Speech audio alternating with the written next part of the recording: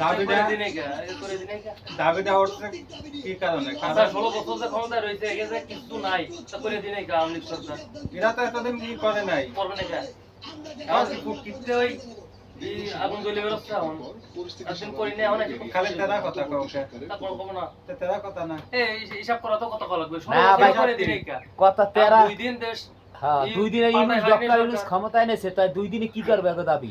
লেঙ্কিন আন্দোলন করলে এই জাকাত বন্ধ হয়ে যায় কে? এইটার লাগে ওই সম্পর্ক নাই।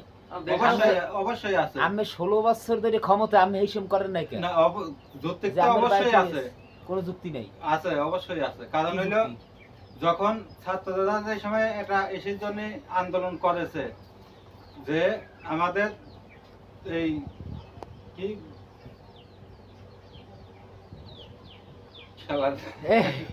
কি কইবেন, আমরা আওয়ামী লীগের লোক এইরকম কইতে পারবো না। কোটা